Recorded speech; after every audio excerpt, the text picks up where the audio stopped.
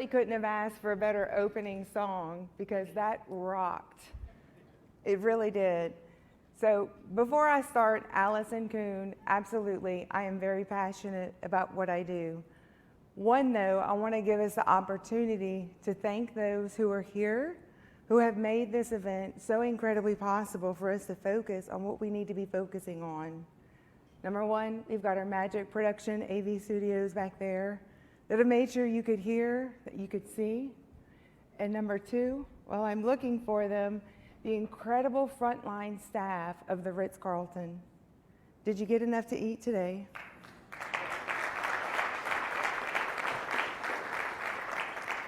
Did you get your turn down service and your chocolates? Yeah. So you see where I'm headed already, right? When I said, look, there they come. Thank you, Angel. Thank you, Rosario Gustavo. I want to thank them right there. These incredible gentlemen have been serving us constantly and making sure that we had what we needed as executives to go and do what we needed to do in industry. And what do we need to do in industry? Well, we need to recognize that we've got to future-proof our front lines. So what does that mean to each individual person? And what are you suffering with? You can't get folks to stay. Gustavo has been here older than I have been alive. He told me that this morning. I'm thinking, well, that's nice, but you may not know how old I am. He actually has been just a little bit here older than I am, but 46 years, correct me if I'm wrong, 46 years he's been here. And there's a book about the transformation that the Ritz-Carlton went through. And it was not the leader who wrote that book. It was not the leadership tactics per se. It is committed frontline individuals who are doing it day in and day out. And they want to do it for you. They want to do it for us. When I said, boy, I'm following a tough crowd, my boss comes up here and kicks it off. I've got Mr. Ellis here that comes up and kicks it off. I want him to be my mentor. And we're struggling to recruit. We're struggling to get folks to stay here and work for us. They leave before they start the first day. They leave the first day of lunch. Show of hands, how many of you have had your 90-day turnover rates skyrocket?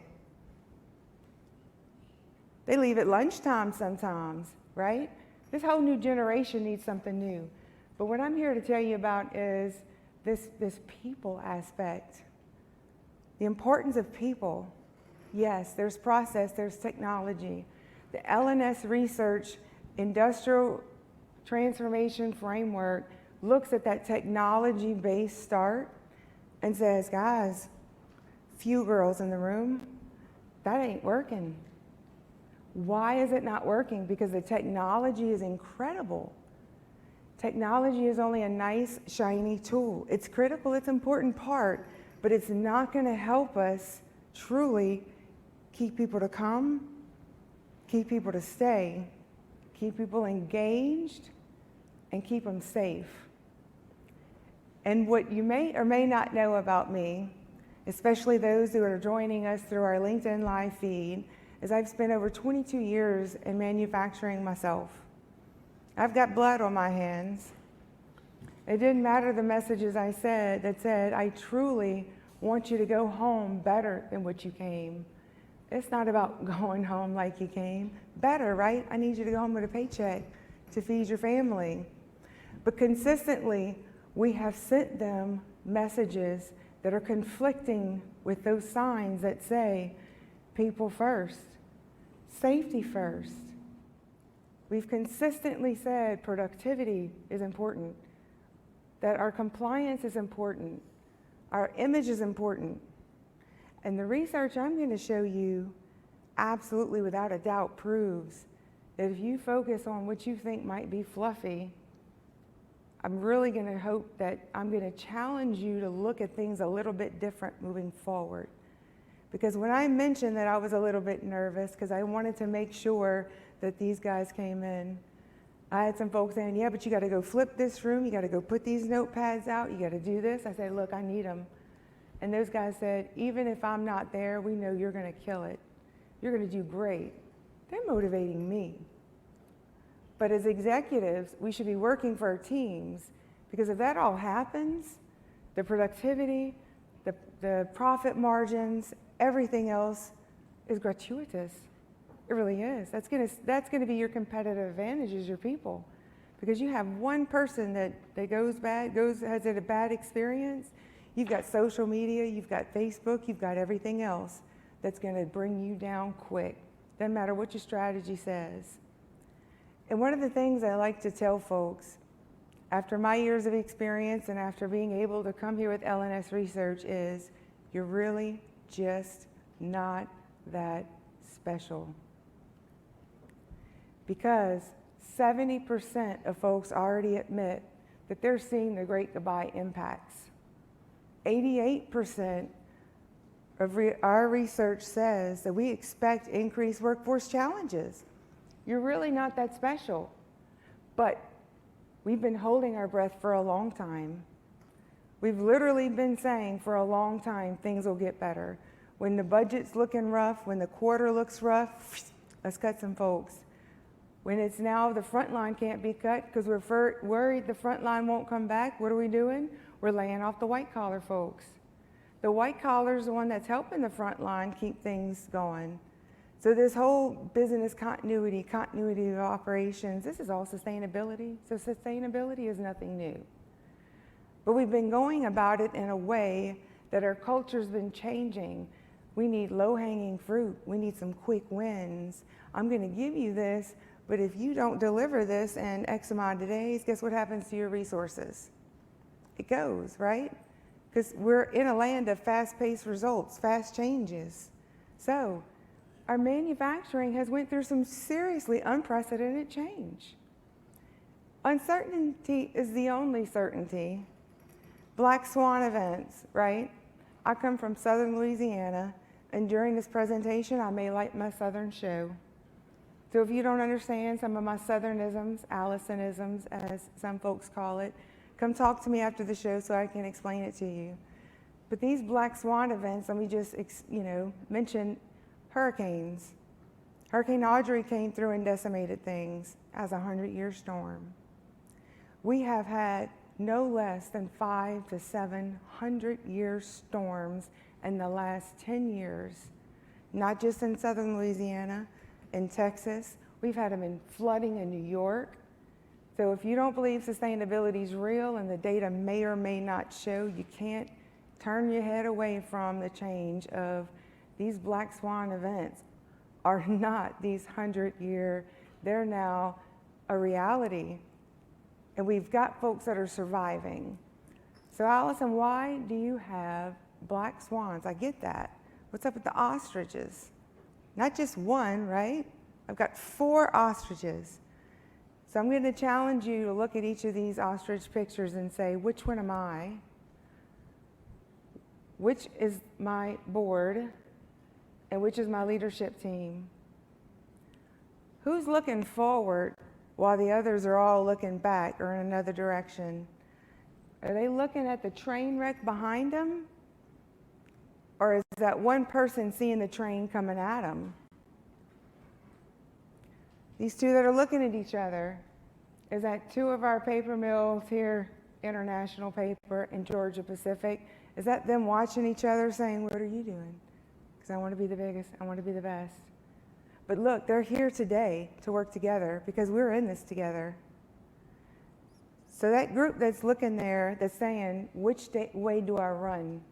Is it fight or is it flight? And as LNS research talks about the pivot point, that move from that vision base, right, that vision phase to that value phase, it's not easy. It's painful. It's never coming when you want it to come.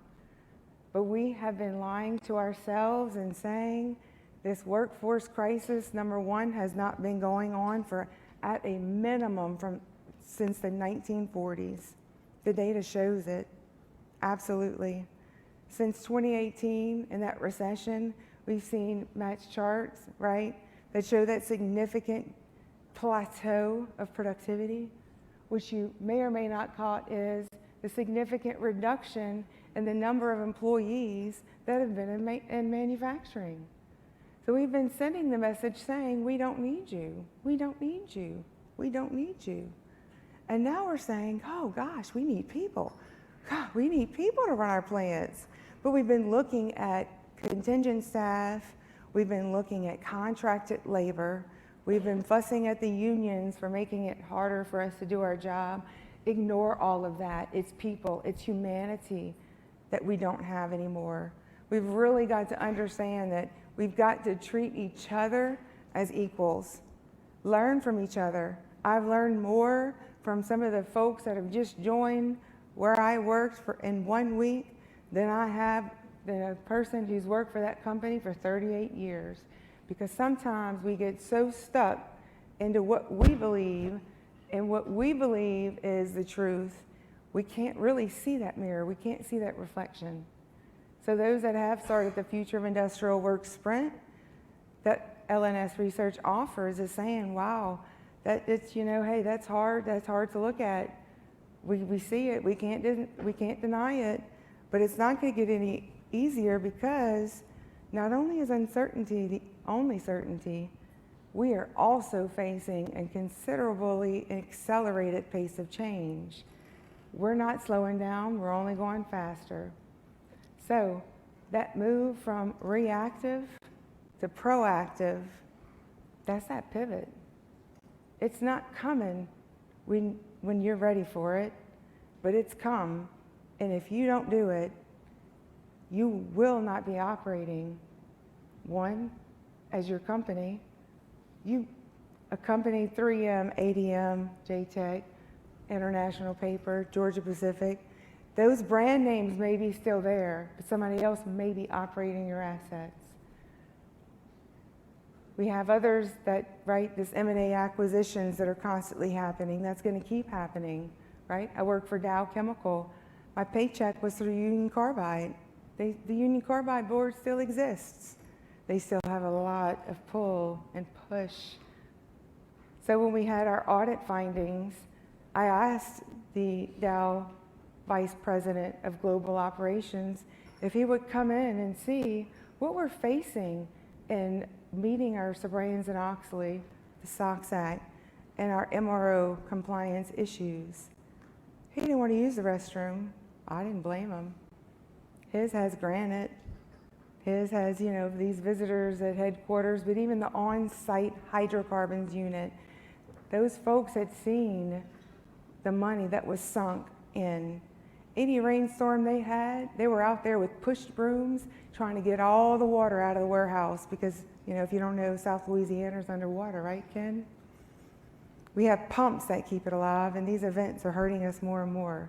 So what does it look like in today's manufacturing world and challenge? We got shut down operations. We didn't want to shut them down. We've got folks that we don't have coming in that are equipped to run the equipment. We've got folks that are coming in really want to run the equipment, but we don't have the knowledge management and the way to tell them how to run the equipment. So it should be no surprise to us that our increased costs are there. The shortage of skilled labor is because we have pulled back and said so much, you need to go to college. We actually pulled money away from our vocational schools, from our high schools. So when you tell me, Allison, we don't have a pipeline of talent anymore, yes, and I was part of it. Ooh, excuse me. Sorry, guys. I was part of the institution, yes. We pulled back. We were looking at these 30-year vets and said, we're going to keep having them. We're in these communities and they love us. We've been employing them for a while. We're just going to raise money. You can't buy your way out of this problem. And this supply chain disruption, again, stop putting Band-Aids all over. Let's look at the root cause. If we really look at the root cause, it's been the way we've been treating people. If we look at Ukraine, if we look at Israel, if we look at all of these mass shootings, We have horrific events. I could keep going on and on. We've somewhat lost our humanity in treating each other with respect. We're not going to get there tomorrow, but I would like this group and this LinkedIn Live audience to really look and say, what can I do different? Because oftentimes it takes one person to seriously move a hill. And our quit rates are continuing to rise. Our turnover, is skyrocketing. We've got less than 3 years in manufacturing as an average. We've got numerous studies by Deloitte, by the previous Workday, who now is UKG. There are 80% of manufacturing folks today say, I'm leaving manufacturing within 1 year. We've got 78% of those who work in manufacturing today. So 3 out of every 4 of you would not recommend manufacturing to somebody who's looking for a career. That's scarier. Traditional's failing. The status quo hasn't been failing for the last 3 years. It hasn't been failing for the last 5. I know it was painful when I joined the Air Force after September 11th. I came in as we were having mass turnover. They had nobody coming and everybody retiring. Gen X, baby boomers, they're already starting to retire. Next 3 to 5 years, you'll see a significant change. Digital natives are coming. Their expectation is technology. But your technology will not be successful unless you understand our L&S research approach, that it must start with people, process, and then technology. Because that increase in pace of change and that need for industrial transformation, what are your drivers? How are you going to embrace this change? How are you going to stop these folks from walking out the gate? And I say folks because look at women, less than 30%. I count 1, 2, 3, 4, 5 women in this room. I've been right now in 2 round tables, I've had 0 women. That is manufacturing today. As a female leader, I had nowhere to come back and take care of what I needed to take care of after my 6 weeks of maternity leave. I had to walk past my guys. They knew what I was going. They knew what I was doing. It was my choice to come back so soon because I love what I do. Manufacturing is damn sexy. We believe it, but the world doesn't. So we need to do something about it, and L&S has started. Since 2018, we've been looking at this connected worker. We've been now expanding to bigger than that, proactive, comprehensive. What do we need to do? We need to first say, we've been doing it wrong, and we have to reimagine that employee lifecycle. Support and serve. Servant leadership, I hear it a lot. Until I left the federal government and came into private industry, I had never seen so much command and control in my life. And I hear, oh, you're military, you're commanding. No, I was allowed to do my job before I came to private industry. True. Meet employees where they are. What do they need? Listen to them. The human-centric technology is important. It really is. And there's 3 critical pieces that we've made a framework for. The total employee experience. This new generation wants to stay. They want challenging and meaningful work. They want a place to be able to use the restroom, especially if you are a lady. They want somewhere that they believe that you care about them. We've got burnout at all levels. We've got burnout at the front line. They're walking out. You guys are burning out. The burnout rates are high. We've been doing it. Servant leadership. What does it mean to empower a culture to you? Our framework goes through it. I want to talk to you about it more. I'm that passionate. And then we've got these connected frontline workforce applications. Let's kill applications because, yes, we have MESs, we have ERPs, we've got a great lot of things. Our CFWSSM goes through quite a few of them. We've got more and more people that are coming to L&S and saying, what can I do to help? That's what we need, help. So we've got our framework. We've got a roundtable today, and I thank those who are coming, but it's not the only one. It's not the end of the discussion. It's We're starting to be real with it here at LNS Research, and we're starting to see more and more of you understanding how real it is. So I'll leave you with some of these actionable recommendations. I challenge you as leaders to take it personal. I myself, while I'm passionate and I'm doing a lot about it, I've made a lot of mistakes in my career I look back on. But the mistakes I've made and the vulnerabilities I've shown has only made them work harder and make my job easier, which makes my boss's job easier. People aren't replaceable. They're not. Without people, we can't run anything. People must remain first, not profit. Focus on the people, you get profit. Industrial transformation, thank you for coming. You'll learn it. Future work, we can and we will redefine the nature of industrial work for the frontline and the corporate jobs, because I believe you're that dang gum smart. Everybody in this room and everybody out there. Thank you for letting me be on my soapbox.